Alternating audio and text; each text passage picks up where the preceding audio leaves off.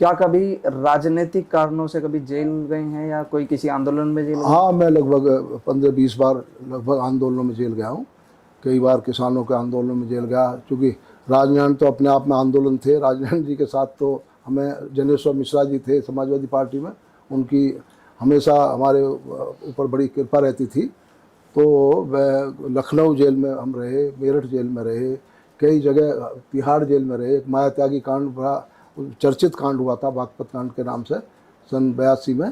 तो उसमें उस आंदोलन की अगुवाई, उसके नेतृत्व जो है राजनारायण जी के साथ रह करके हमने किया।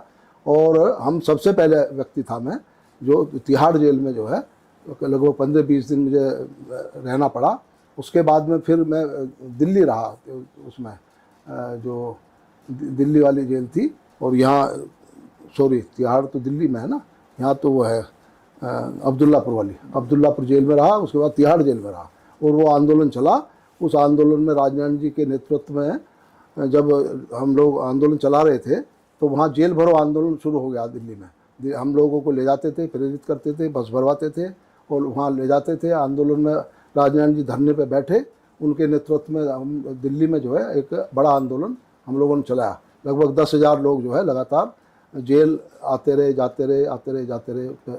उनको आंदोलनों में वो धरना प्रदर्शन पे आते थे। वोट क्लब पे धरना हो रहा था तो वहाँ पे जो है, उसी बीच में जब मैं जेल में था, यहाँ इसमें अपना अब्दुल्लापुर वाली जेल में, चौधरी चरण सिंह कारागार जिसका नाम है, तो चौधरी चरण सिंह जी ने कभी आंदोलन पे वो भरोसा नहीं करते थे। लेकिन माया त्यागी कांड में चौधरी चरण सिंह जी ने, जो बागपत कांड हुआ था, वो ऐसा कांड हुआ था कि जिसमें एक महिला की, एक बहन की, उसको जो है इज्जत पे को ख़राब करने का काम जिन लोगों ने किया था, वो आंदोलन चला। और पूरे देश में, पूरे प्रदेश में लाखों लोग जो है जेलों में गए। और जब वो जेल में गए तो दबाव बना सरकार पे। उस वक्त इंदिरा गांधी जी की सरकार थी। हम लोगों ने एक महिलाओं का एक संगठन था, मृणाल गोरे थी उसमें, एक वहाँ की जयप्रकाश नारायण जी के साथ काम करने वाली एक बिहार की महिला थी।